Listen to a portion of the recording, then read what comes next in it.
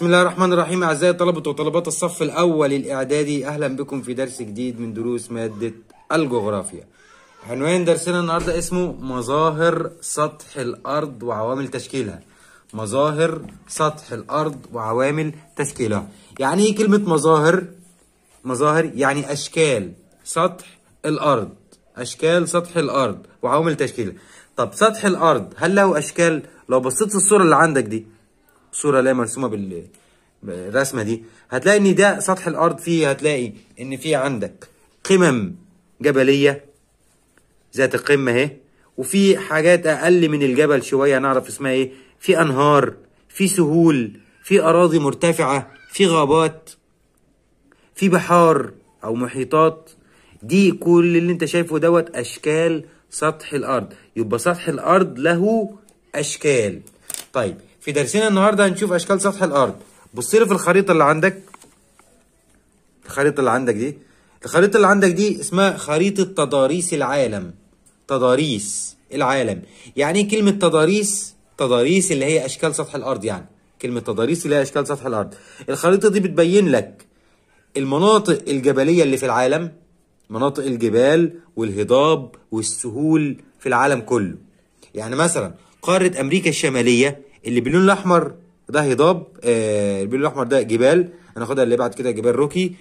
في امريكا الجنوبيه في سلسله جبال اهي على الساحل الغربي اسمها جبال مكتوب اسمها الانديز.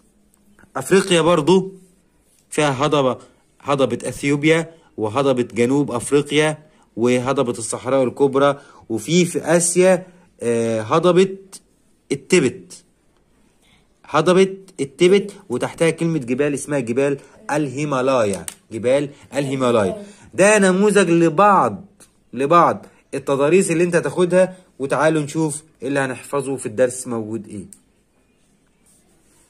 سطح الارض انت خدت قبل كده ان الارض مقسمة ما بين يابس وماء.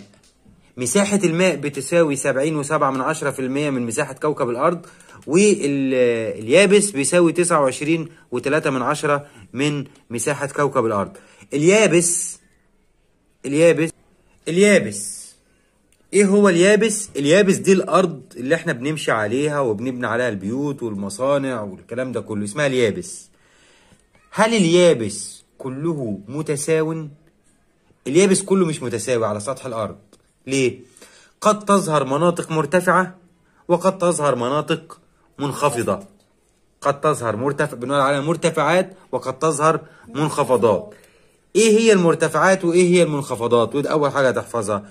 المرتفعات هي الاجزاء التي تعلو فوق مستوى سطح البحر. الاجزاء التي تعلو فوق مستوى سطح البحر. اي جزء فوق مستوى سطح البحر بقول عليه مرتفع. واي جزء تحت مستوى سطح البحر بقول عليه منخفض. تعريف المرتفعات اللي هتحفظه هي الاجزاء التي تعلو فوق مستوى سطح البحر، والمنخفضات تعريفها الاجزاء التي تنخفض انخفاضا واضحا عن المناطق المحيط بها. كان لها تعريف تاني الاجزاء المنخفضه عن سطح البحر، بس هتحفظ اللي عندك. الاجزاء التي تنخفض انخفاضا واضحا عن الجهات المحيطه بها. زي مثلا لو رسمنا كده وقلنا ان ده سطح الارض وفي جزء منخفض منه وبعد كده سطح الارض تاني، يبقى الجزء دوت هقول عليه منخفض. خلاص. طيب تعال نشوف اهم مظاهر السطح، اهم مظاهر اشكال سطح الارض. رقم واحد الجبال. ايه هو الجبل؟ الجبال هي اراضي مرتفعة عن سطح الارض شديدة الانحدار ولا يقل ارتفاعها عن 1000 متر، ولها قمة. قمة. تاني، يبقى الجبل هو أرض مرتفعة عن سطح الأرض، أو أرض مرتفعة عن سطح الأرض شديدة الانحدار. يعني إيه شديدة الانحدار؟ يعني في منحدر، يعني في ميلان. لا يقل ارتفاعها عن 1000 متر، لا يقل ارتفاعها عن 1000 متر، ولها قمة. طيب لو في أرض مرتفعة 1000 متر وليس لها قمة زي كده، هقول عليها جبل؟ لا، هنقول عليها حاجة تانية هنعرفها بعدين. يبقى في شرط من شروط الجبال ان يكون له ايه؟ قمة، وجوانبه جانب الجبل بتكون شديدة الايه؟ الانحدار. عايزين امثلة. رقم 1، في جبال اسمها جبال الألب في اوروبا، وجبال الهيمالايا في آسيا، وجبال الإنديز في أمريكا الجنوبية، وجبال البحر الأحمر في مصر. طيب أدي الخريطة عشان نعرف فين الجبال. بص لي كده على قارة أوروبا، هتلاقي في عندك كلمة جبال اللي هي جبال الإيه؟ الألب أهي. أدي جبال الألب، يبقى جبال الألب عندك إيه؟ موجودة في قارة إيه؟ أوروبا. طيب رقم 2، في آسيا توجد سلسلة جبال اسمها جبال الإيه؟ الهيمالايا. في آسيا توجد سلسلة جبال اسمها جبال الإيه؟ الهيمالايا. وفي معلومة مهمة إن جبال الهيمالايا دي أعلى قمم جبلية في العالم. أعلى جبال في العالم كله موجودة في جبال الهيمالايا. عارفين أعلى قمة جبلية في العالم؟ هي قمة إيفرست، دي أعلى جبل في العالم كله. يبقى جبال الهيمالايا موجودة في قارة إيه؟ آسيا. وجبال الألب موجودة في قارة إيه؟ أوروبا. في عندنا هنا في مصر جبال اللي هي جبال الإيه؟ البحر الأحمر، موجودة برضو في مصر إيه؟ سموها جبال البحر الأحمر لأنها تقع على الساحل الغربي للبحر الإيه؟ الأحمر. تعالوا نروح عند قارة أمريكا الجنوبية. في قارة أمريكا الجنوبية في سلسلة جبال الإنديز. سلسلة جبال الإيه؟ الإنديز. يبقى دول 4 أمثلة للجبال عندك بتحفظهم، عشان لو جالك أكمل. تقع جبال الألب في قارة نقط، تبقى أوروبا. وتقع جبال الإنديز في قارة نقط، آسيا. أمريكا الجنوبية. الإنديز أمريكا الجنوبية. إنما آسيا توجد بها سلسلة جبال الإيه؟ الهيمالايا. البحر الأحمر في مصر، سلسلة جبال البحر الأحمر في مصر. طيب فرضنا إن في أرض مرتفعة وجوانبها شديدة الانحدار برضو، ولها قمة، ولكن لا يزيد ارتفاعها عن 1000 متر. دي بسميها تلال. بسميها ايه؟ تلال. الفرق بين الجبل والتل ان الجبل ارتفاعه اكتر من 1000 متر، اما التل اقل من 1000 متر. فتعريف التل لو بصيت حتى في صورة التل هو شبه الجبل بس أقصر منه شوية. يبقى التلال أراضي مرتفعة من سطح الأرض تشبه الجبل ولكنها أقل إيه؟ منها ارتفاعا. بعد كده الهضاب. إيه هي الهضاب؟ الهضاب هي أراضي مرتفعة عما يجاورها وسطحها مستوي أو شبه مستوي ويزيد ارتفاعها عن 500 متر وجوانبها شديدة الانحدار. تاني، الهضاب أرض مرتفعة عما يجاورها وسطحها مستوي أو شبه مستوي ويزيد ارتفاعها عن 500 متر وجوانبها شديدة الانحدار. طيب في حاجة مهمة جدا اللي هي إيه؟ الجبل أرض شديدة الارتفاع وله قمة ويزيد عن 1000 متر. أما التل أرض مرتفعة وله قمة وجوانبها شديدة الانحدار ولكنها أقل من 1000 متر. بينما الهضبة هي أراضي مرتفعة برضو وجوانبها شديدة الانحدار برضو، ولكن ليس لها قمة وسطحها مستوي أو شبه إيه؟ مستوي. خلي بالك في ملحوظة مهمة، قد تكون الهضبة أعلى من الجبل. الهضبة ممكن تكون أعلى من الجبل. بس طب ليه مش بقول على الهضبة جبل؟ لأن ليس لها إيه؟ قمة. طيب من أمثلة الهضاب هضبة أثيوبيا في أفريقيا. هات كده الخريطة ما نشوف هضبة أثيوبيا في أفريقيا. يبقى تروح على قارة أفريقيا وتشوف الهضاب، هتلاقي إن هضبة أثيوبيا اهي في أسفل البحر الأحمر اهي. شفتها؟ متلونة باللون الأحمر. أي مثال هيجيلك في الخريطة تحفظه. يعني جبال الألب هتحفظها مكانها فين، وجبال الهيمالايا هتحفظها مكانها فين، جبال البحر الأحمر تحفظها مكانها فين، وعندك جبال الإنديز تحفظ مكانها فين، والهضاب خدت مثال لهضبة إيه؟ أثيوبيا بتحفظ مكانها فين في الخريطة، عشان يجيب لك خريطة صماء ويقول لك توجد هضبة نقط ويقول لك رقم 1 مثلا، يبقى انت عارف دي هضبة اسمها هضبة ايه؟ اثيوبيا. السهول، يعني ايه كلمة السهول؟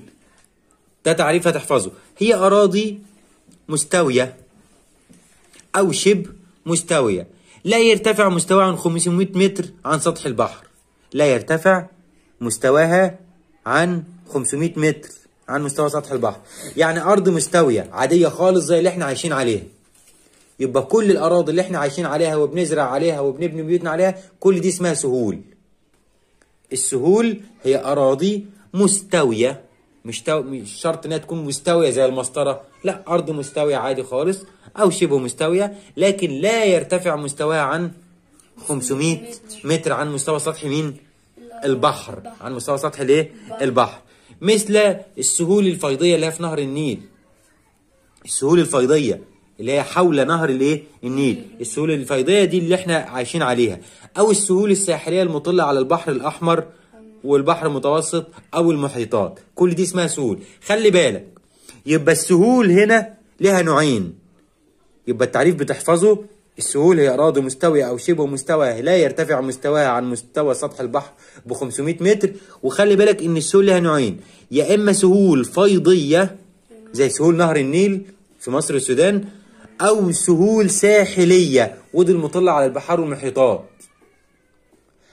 أكمل من أمثلة السهول الفيضية: السهول المطلة على نهر النيل. نهر النيل موجود في قارة إيه؟ أفريقيا. ننقل على مظهر تاني من مظاهر السطح، الأودية. يعني إيه كلمة أودية؟ الأودية لو بصيت كده في الصورة اللي جنبها، الأودية هي أرض منخفضة ولا مرتفعة؟ منخفضة. ضيقة ولا واسعة؟ يبقى الأودية هي أراضي منخفضة وضيقة تحف بها المرتفعات من جانبيها، أو توجد المرتفعات على جانبيها وتجري بها مياه الإيه؟ الأنهار. زي مين؟ زي وادي النيل في مصر. وادي النيل في مصر نفس الموضوع. الوادي النيل يعني أرض النيل أرض منخفضة عما حولها. الناحية من على اليمين هي أراضي مرتفعة، ومن على الشمال برضو أراضي إيه؟ مرتفعة، والمنطقة اللي في النص هي منطقة نهر الإيه؟ النيل. يبقى أنت خدت كده كذا مظهر من مظاهر السطح، خدت الجبال والتلال والهضاب والسهول والأودية. الجبال أراضي مرتفعة وجوانبها شديدة الارتفاع، جوانبها شديدة الانحدار يزيد مستواها عن 1000 متر. التلال أرض مرتفعة عن سطح الأرض تشبه الجبل ولكنها أقل منها ارتفاعا. والهضاب أراضي مرتفعة عما يجاورها وسطحها مستوي أو شبه مستوي ويزيد ارتفاعها عن 500 متر.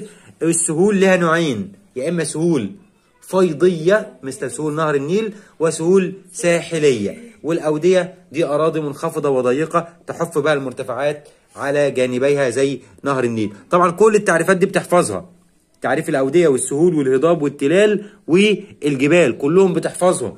هتحفظ ايه تاني؟ تحفظ أماكنهم فين في الخريطة. يعني في عندك الجبال، بتعرف جبال الألب فين، جبال الهيمالايا فين، جبال الإنديز فين، جبال البحر الأحمر، هضبة أثيوبيا فين، سهول نهر النيل فين. خلاص. والأودية اللي هو تعرف وادي النيل فين في مصر. طبعا انت عارف مصر، طالما انت عارف مصر فين في الخريطة وعارف نهر النيل فين، يبقى اكيد ان انت عارف وادي النيل فين. ادي وادي النيل اللي هو حول اراضي نهر الايه؟ النيل. ادي نهر النيل اللي هو الخط اللي هو موجود اهو، هو موجود اسمه في الخريطة دوت نهر النيل. او ممكن تقول عليه نهر النيل، او ممكن تقول عليه وادي النيل. والاراضي اللي هي لازقه فيه على طول اللي باللون الاخضر دي اللي موجوده في مصر اسمها السهول الفيضيه لنهر النيل. السهول الايه؟ الفيضيه لنهر النيل. سؤال مهم وهو اخر سؤال. ايه واحد يقول لك يا استاذ ايه فايده التضاريس اللي احنا بناخدها؟ طبعا ايه استفدت ايه من ان انت تاخد جبال وهضاب ومش عارف ايه؟ اقول لك لان التضاريس مهمه جدا في حياتنا وفي حياة النباتات والحيوانات وكل شيء ربنا خلقه. بل ان التضاريس واللي هي اشكال سطح الارض دي قد تؤثر في المناخ. تؤثر في ايه؟ في المناخ، وتؤثر في النبات، وتؤثر في الحيوان. يبقى اهمية التضاريس انها بتأثر فين؟ في المناخ والنبات والحيوان. في المناخ والنبات والحيوان. وكمان بتأثر في ايه تاني؟ في النشاط البشري. في النشاط البشري. يعني الانسان مثلا ممكن يبني اراضي وبيوت على السهول، لكن ما يقدر يروح يبنيها فين؟ الجبال. صح؟ يزرع ويبني في السهول، ما يعرفش يروح يبني عند التلال او الهضاب او الجبال. صح كده؟ يبقى التضاريس بتؤثر في المناخ والنبات والحيوان كما انها تؤثر على النشاط الايه؟ البشري. طب الانسان بيستغل انهي مظهر من مظاهر التضاريس اللي احنا خدناها؟ السهول. والسهول هي اكثر التضاريس الملائمة للنشاط مين؟ البشري. عشان كده الكثافة السكانية وعدد السكان موجود بأكثر فين؟ في السهول. فعدد السكان بيزداد أكتر فين؟ في السهول. ليه؟ لما يجي يقولك بما تفسر ترتفع الكثافة السكانية في السهول، هتقول لأنها تعتبر أكثر ملائمة للنشاط الإيه؟ البشري. يبقى السؤال بما تفسر تعتبر الكثافة السكانية المرتفعة في مناطق السهول، إجابتها لأن السهول أكثر ملائمة للنشاط البشري. أو ممكن أقول لك ما النتائج المترتبة على تعتبر السهول أكثر ملائمة للنشاط البشري، هتجاوب تقول بسبب إيه؟ الكثافة أدى إلى وجود الكثافة السكانية الإيه؟ المرتفعة، خصوصا لو السهول دي كانت فيها موارد اقتصادية، معادن او مناطق او مياه عذبه صالحه للشرب. ده هيكون النشاط البشري او عدد السكان فيه اكثر. كده بنكون تاني من الجزء الاول من الدرس. ارجو ان انتم تكونوا استفدتم، واي حد عنده اي سؤال اي تعليق استفسار يسيبوه وانا ارد عليه. السلام عليكم ورحمه الله وبركاته.